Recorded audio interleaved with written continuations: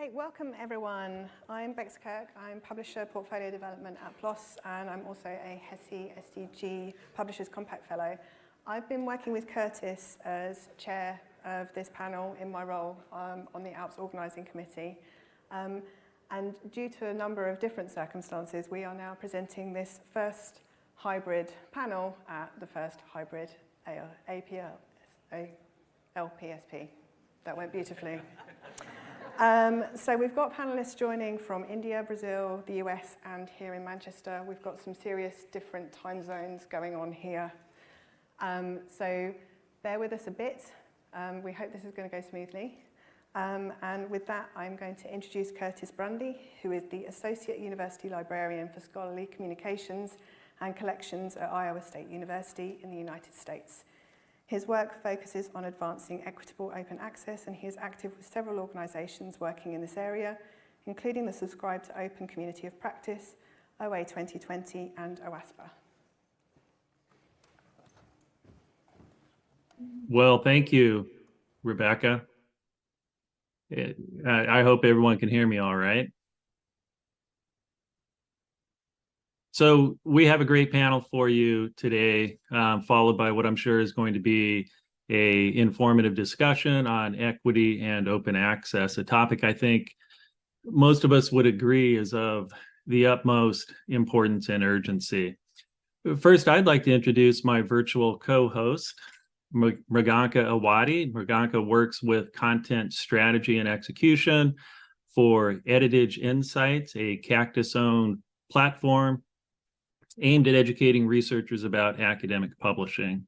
So we're going to be dividing up our responsibilities here today. I'm going to be handling introduction of the panelists, and Mriganka will be our Q&A facilitator for the online portion, and Rebecca is going to step up and help us again with the Q&A for the in-person portion there with all of you in the room. So I believe you may all submit your questions as we go online here. But we're going to hold on to those until both of the presentations are finished. So I think most of us have probably heard that the US has declared 2023 the year of open science. And that is bringing wonderful attention to a worthy and related cause. But my involvement and experiences this year suggest that this could have also been the year of equitable open access. We are seeing just amazing conversations happening around equitable open access at conferences like this one, at workshops. We've got working groups from various different organizations, and with good reason. The open access transition is underway, but we're starting to see some troubling signs that our direction of travel is perhaps going to lead us to a destination where we're successful, removing the barrier that's in front of readers, but maybe we're going to end up erecting barriers in front of authors.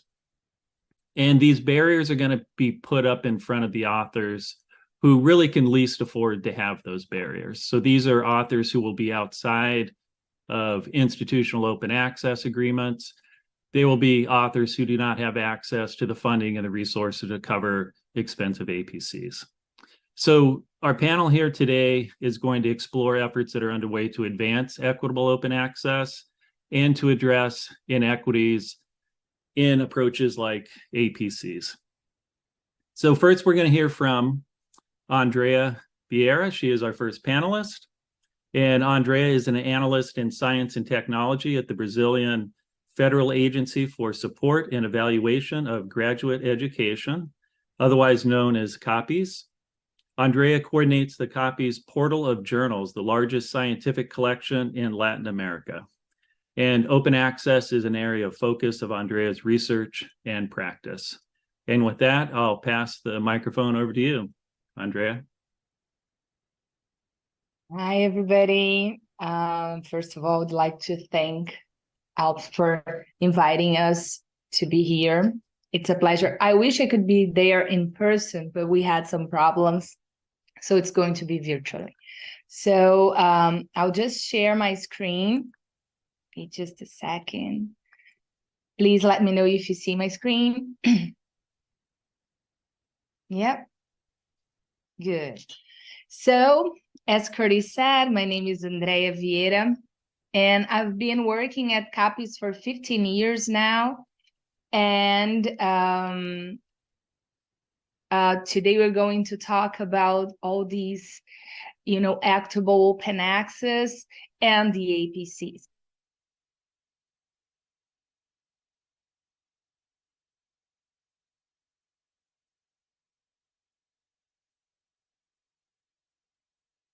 Right.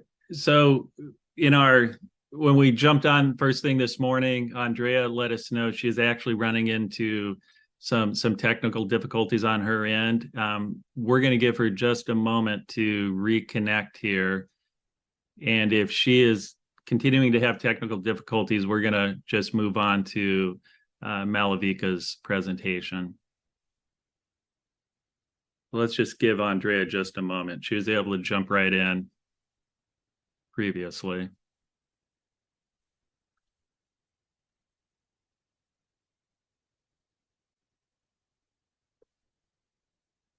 Here she comes. So I'm back. Let's give it another shot, Andrea. Yeah. So I just forgot to mention that my computer and Zoom, they have, issues, but I hope we can go on without interruptions. So we're going to talk about this issue of APCs that is really complicated for Brazil, but let's get started. So let's start talking about CAPES. What does CAPES do? We've been on since 1951. CAPES is a funding agency, a federal funding agency in Brazil.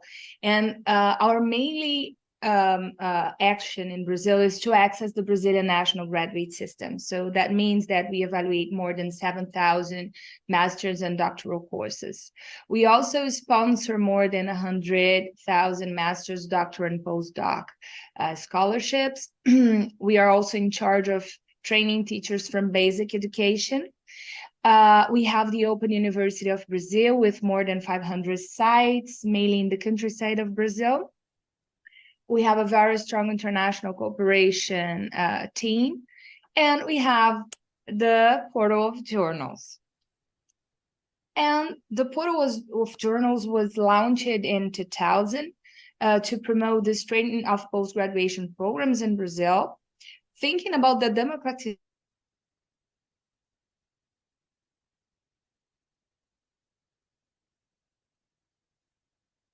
Well, I apologize. It looks like we have lost Andrea again.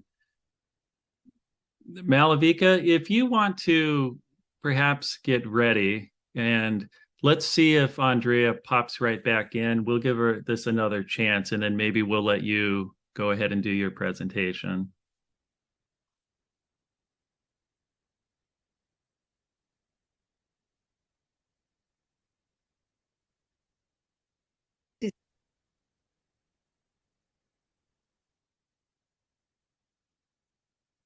Yeah, she is.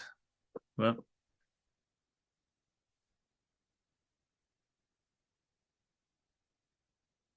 Andrea's coming back. Yeah, I'm coming back. Oh, I hope. Can you see my screen? Andrea, let's give it another shot and see if it happens again, and then maybe we'll jump to Malavika if it disconnects again. Yes, okay. So just for you to have an idea, so I was talking about the launching of the portal of journals. So we were thinking about the democratization of online access to high-level scientific information, because before that, CAPES used to buy the journals for the institutions, but we were only sending journals to like 8 federal institutions, and those institutions, they were in charge of, exchanging the journal with the other institutions. So when we launched the portal of journals, everything changed. So it was possible for researchers from the north to the south of Brazil to access the same content any time of the day during the week. So in 2023, we have more than 6 million students, staff, and researchers accessing the portal. We are now subscribing more than 42,000 full text journals, tools, bases. We have a lot of different content. Last year, we had more than 200 million access, and we have more than 400 institutions of higher education and research accessing the portal. And our budget is around $100 million. So for us, for Brazilian scenario of research and education, it's a very high budget. So this is something we have been, like every year, we have to struggle to keep our budget because people want, to use it for other actions. So we have been talking about open.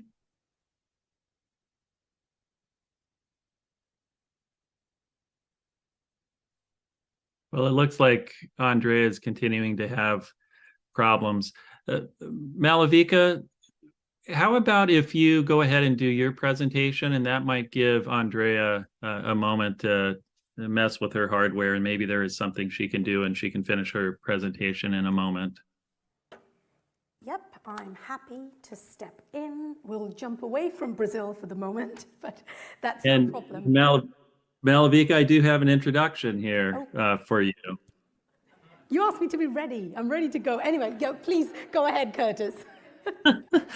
Okay, well, thank you, and thank you for your flexibility. So Malavika Lege is the program manager at OASPA, where she leads projects that support OASPA's mission.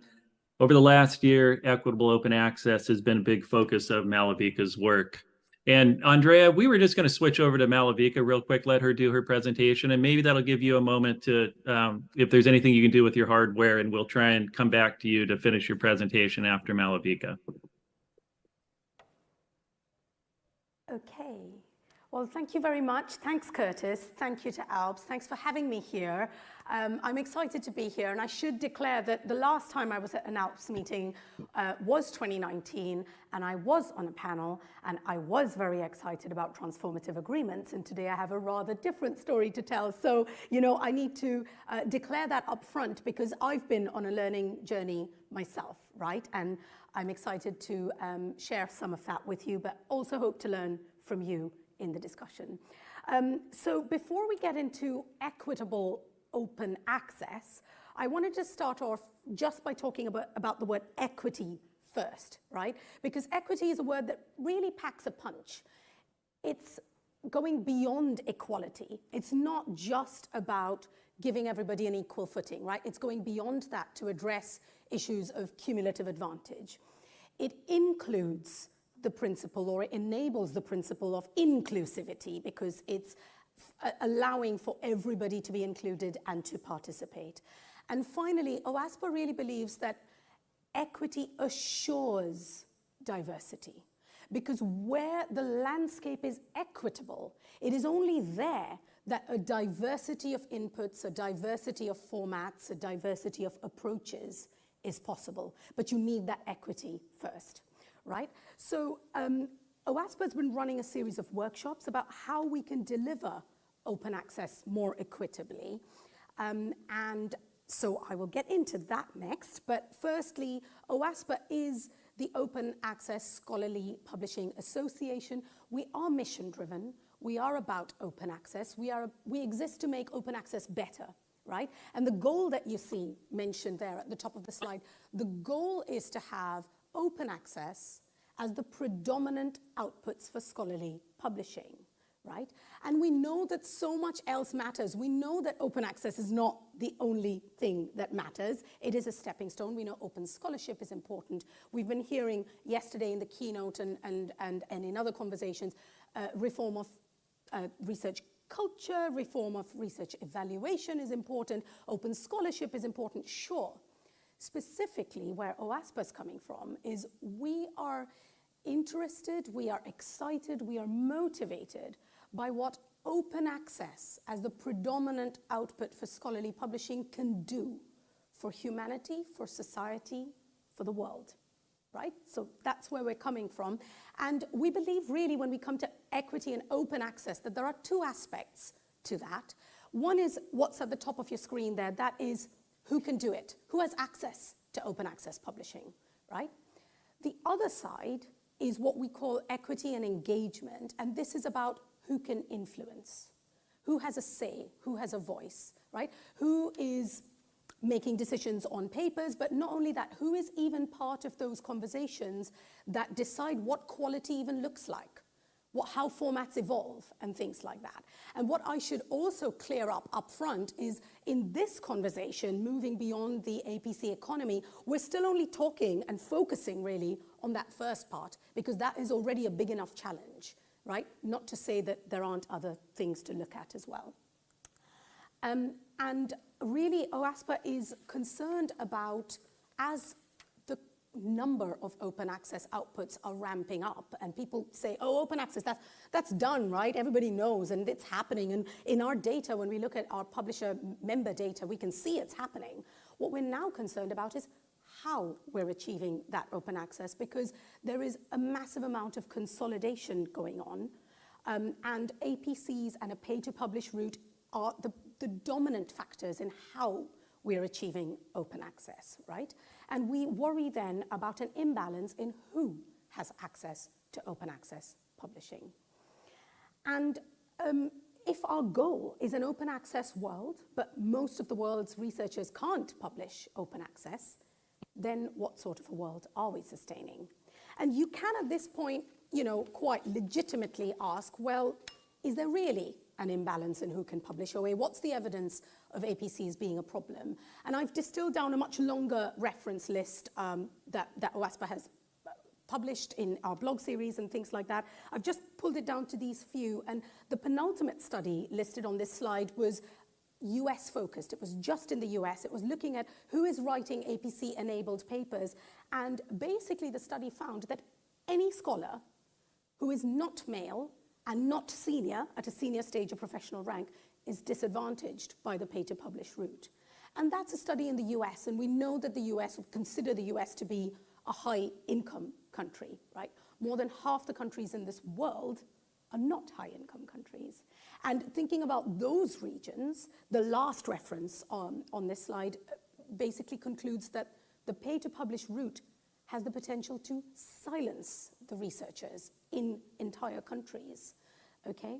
So summarizing from all of these references that are up there, distilling that down, the summary story is that the current system is leaving out scholars in lower income countries, in middle income countries, and it is leaving out scholars who are junior in their careers anywhere.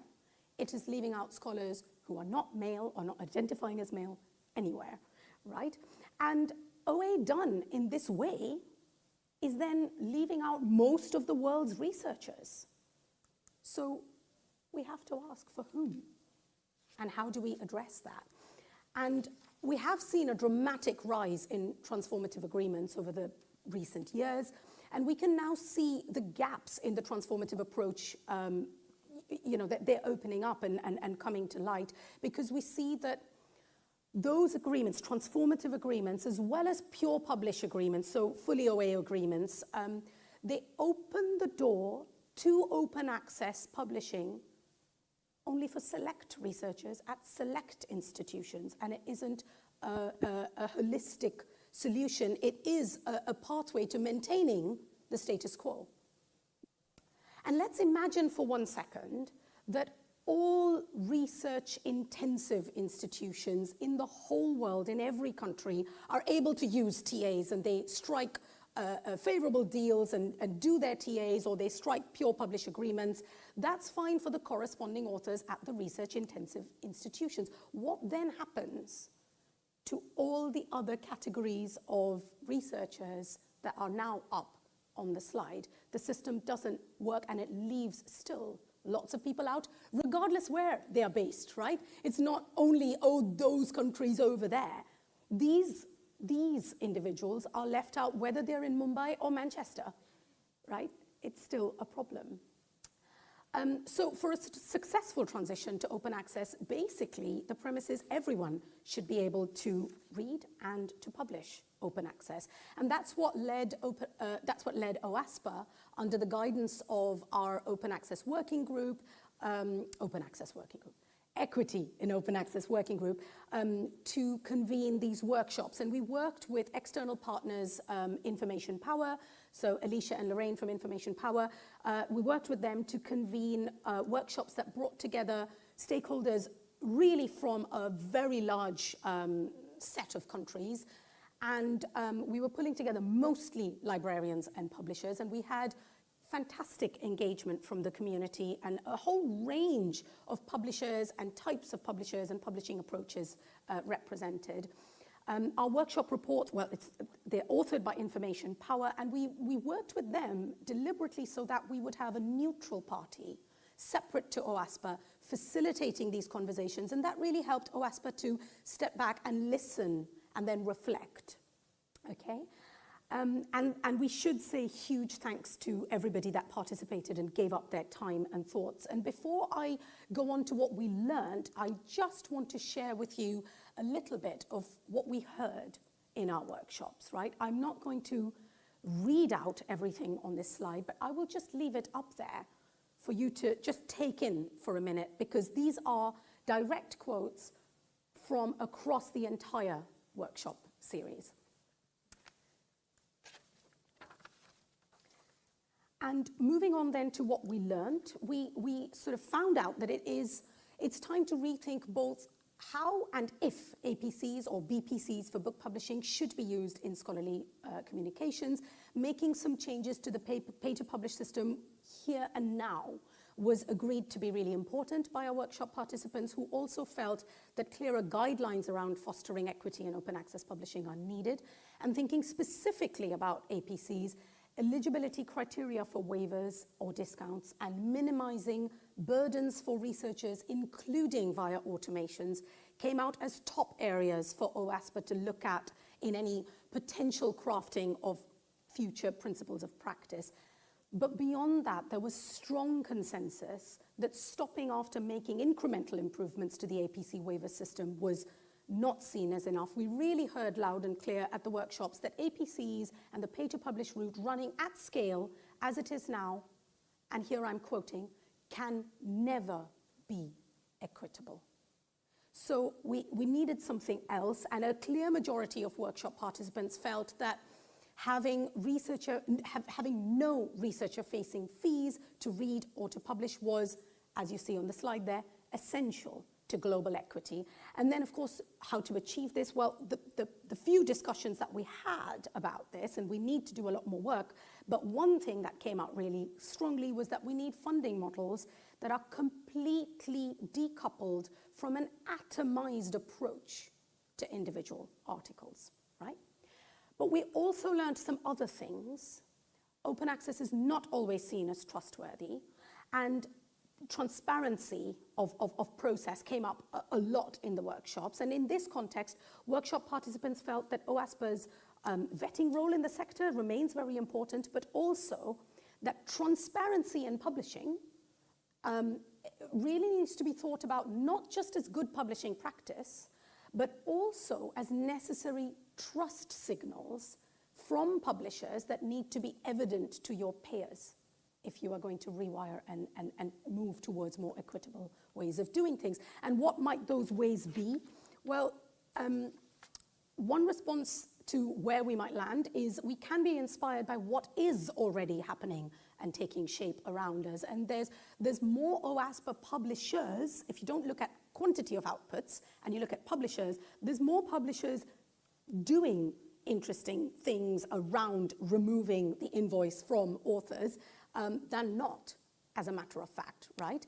And with these approaches as inspiration, I think we need to move to a system that is still, for the large part, ethereal, but it's that kind of place where money flows are rewired and rerouted to sustain predominantly all publishing being OA publishing by default for everyone.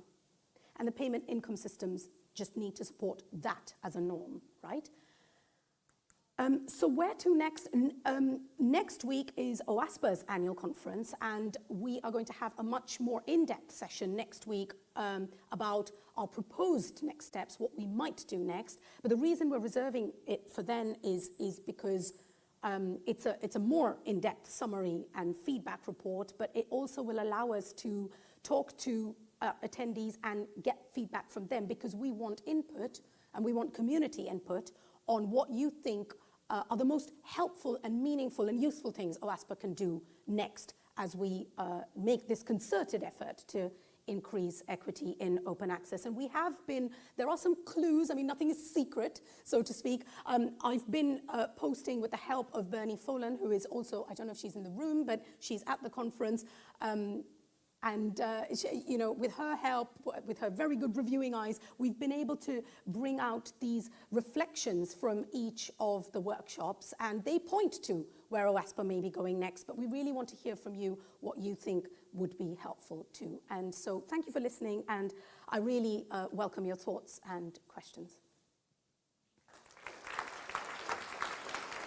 Well, thank you very much, Malavika.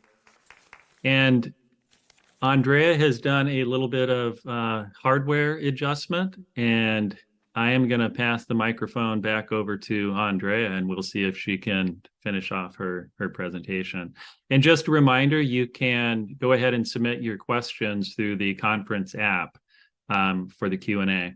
Andrea, are you ready? Looks like you might be muted. Hi, everybody. I'm going to share my screen through my phone. Let's see if it's going to work. So you can see my presentation. Can you see? Oh, yes. Your screen sharing, it has the Zoom. It seems so. Okay. So is it going to work? Yep. Yeah, yes. Yeah, Or we can see it. It's better this way. So sorry, I'm really sorry about this, but I'm not a quitter, so I'll try till the end to go to make this presentation.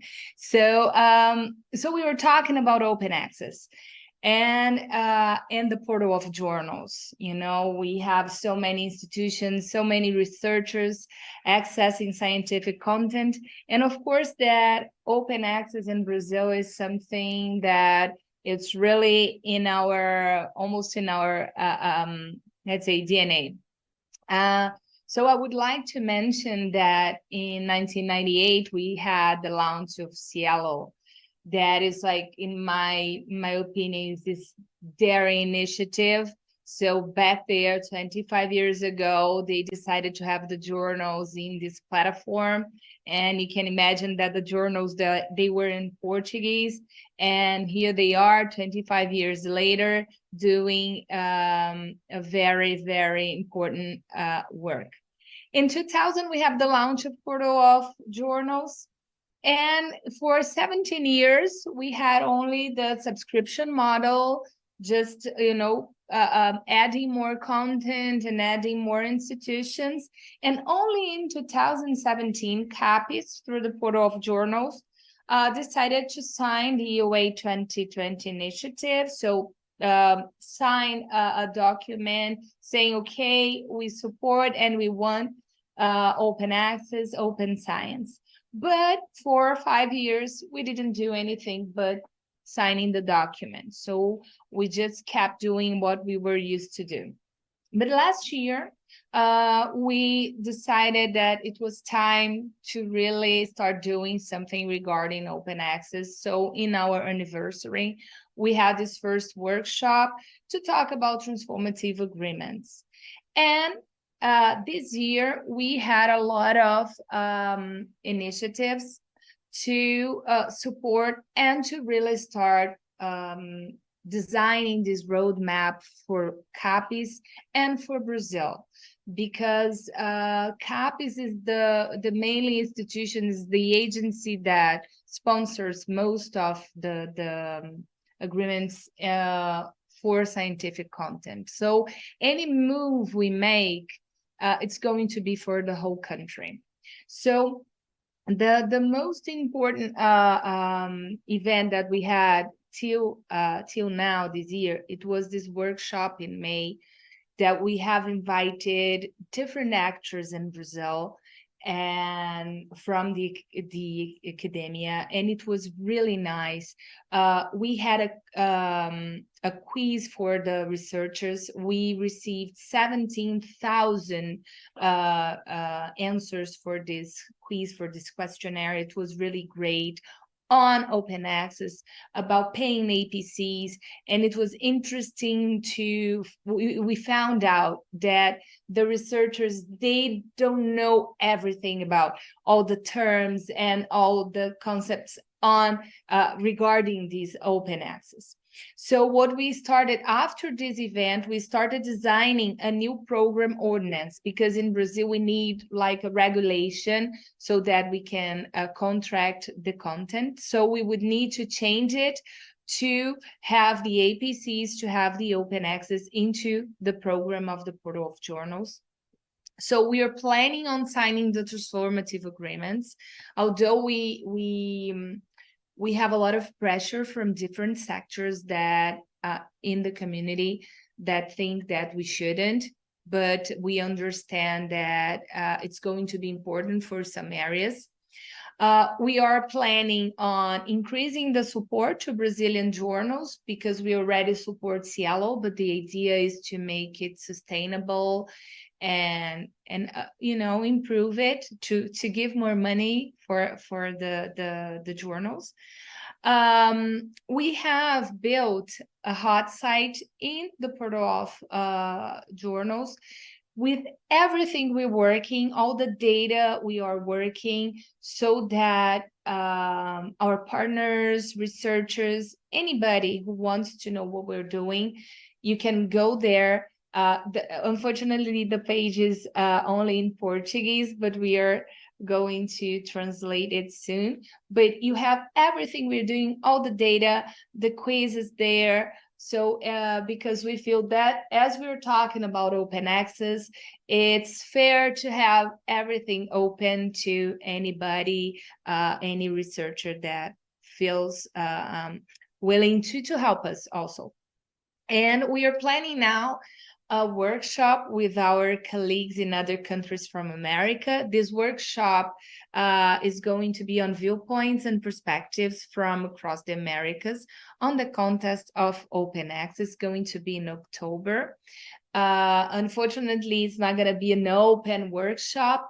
It's going to be, let's say, a moment that we're going to discuss all these issues from open access and APCs and equity, and we are very excited about this, because this is like Curtis mentioned, this is a very unique year. So this is the first time we are joining to discuss APCs in Americas. So we are very excited with this workshop. And the last thing we are doing, but it's going to be really important, is we're building this working group. Actually, it's going to start working probably next month with different actors too, and they are going to design the roadmap. So we're going to invite publishers to talk to this group. We're going to ask researchers to talk to this group. So we intend to design the best roadmap, the roadmap that fits Brazil, because this is something that we need as a country. So we hope that they succeed. But we have challenges in Brazil like other countries in the world. So for us, a huge challenge is the number of institutions and researchers we have in Brazil. So as I mentioned before, we have more than 400 institutions. So imagine the logistics to, if you have like an agreement with a CAP for APCs, how do I do that with 400 institutions? It's not easy. So we have been thinking about possibilities and how we would do that. APCs are extremely expensive for us. And as Malavika said, we have, our country is not a low income country, but it's not also a high income country. So our researchers, they are really struggling to pay for the APCs.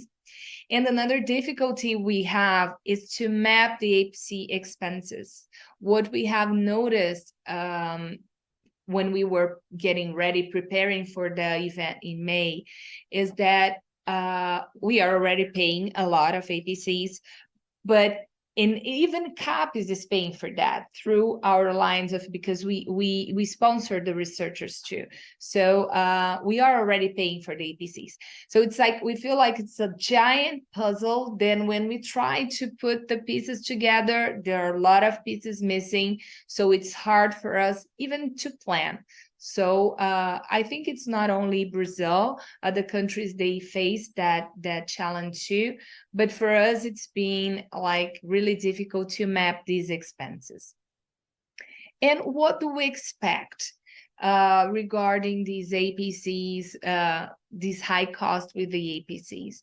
We really expect that publishers are willing to find ways to make APCs more equitable, because what I can tell is, of course, we have a lot of publishers that are really willing to sit on the table and discuss and try to find a way, but some are not so interested. So we really expect the publishers to be willing to work with us and to find ways to make APCs more feasible.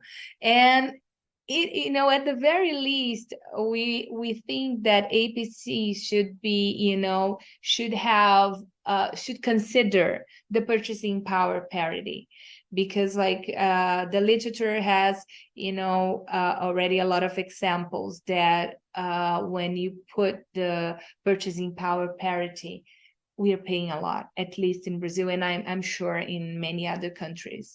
And it's like heartbreaking when you see the researchers saying that they are spending the whole money they have for research for the year to pay for an APC, to be in a high impact journal.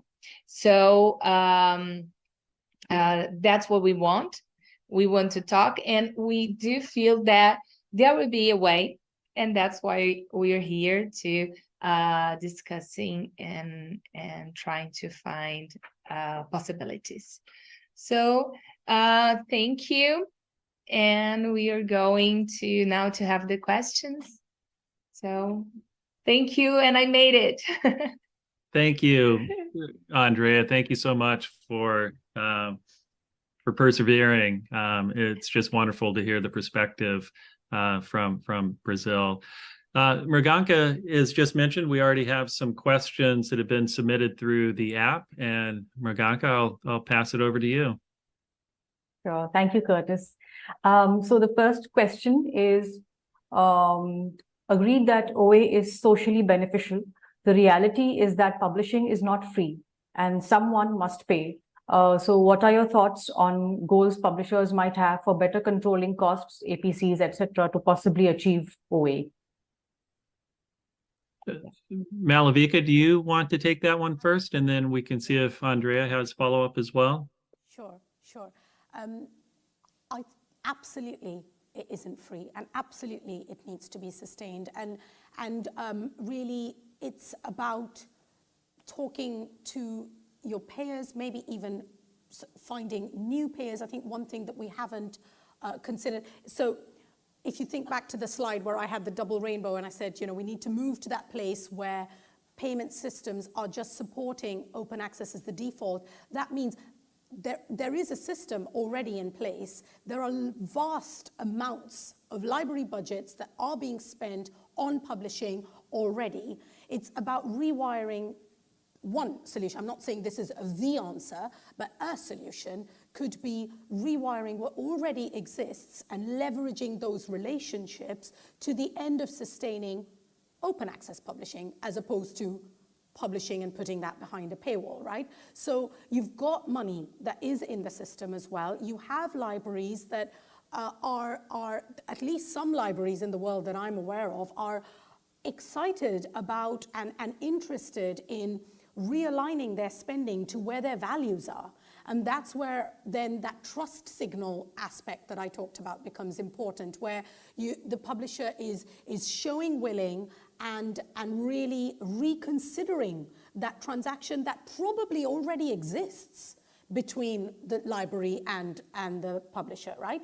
And one other thing I'd add to that is, so far, I find a very underplayed sentiment in this, the private sector. They have libraries, they are information producers, they are information consumers, and it's not just about, this is again, why do we only think about certain types of institutions? This is about knowledge, right? And this is about the power to have knowledge be openly available, which means everybody that has an interest and a vested interest in that knowledge system has a stake in this. It is about opening it up and thinking bigger and thinking there are other players in this. There are other stakeholders here that actually I think we're missing out. Okay, so I do think we should think of the private sector as well. And there was the cost saving aspect. Oh, well, let's... I'll give the chance to Andrea and Curtis from the library perspective, if you wanted to say anything else to that. Sure. Andrea, would you like to go next? No, I would say that, yes, it's not free, but another thing that concerns me when we're talking about all these money thing and flows and everything is about the integrity, and we are aware of that we need a minimum of money, to sustain this system. So, but we also think that there is a lot of money running already. So, and I know that it's difficult. We have been talking and it's complicated, but I agree with Malavika. And we have to talk and to discuss more how to keep the system sustainable.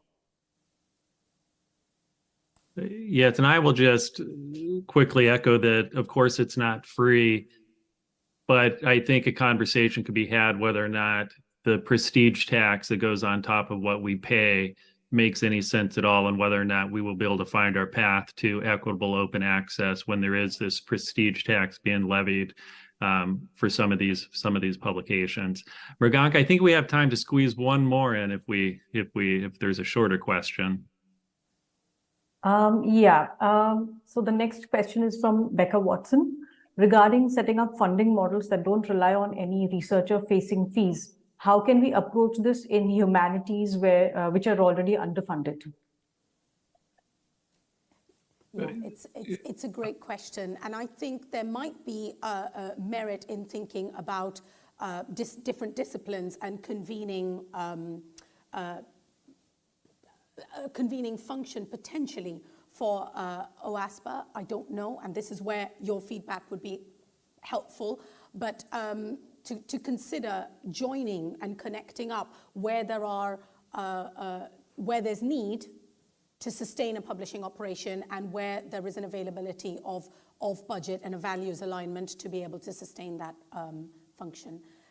But fundamentally, the principle is the same. It's about rewiring and leveraging. Also, start with what you have, right? If you're running an operation, what you already have, how are you publishing, and how can you leverage that to your advantage to consider default OA for anyone? And with that, I believe we are just about ready to wrap up here. I would like to just take a moment to thank Malavika and Andrea and Mriganka for working with me to organize this panel. I think this is such an important topic, and to be able to have an opportunity to talk about it with all of you today, I just think it's been a wonderful opportunity. And I would also like to thank Rebecca for helping out with our panel as our situation had changed at the last minute and being flexible. So I hope everyone enjoys the rest of the conference, and to all of my co-presenters here on behalf of them, thank you very much.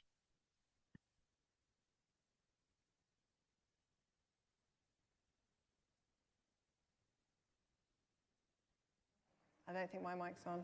Oh, So there were some really great questions sent through the app that we obviously haven't had time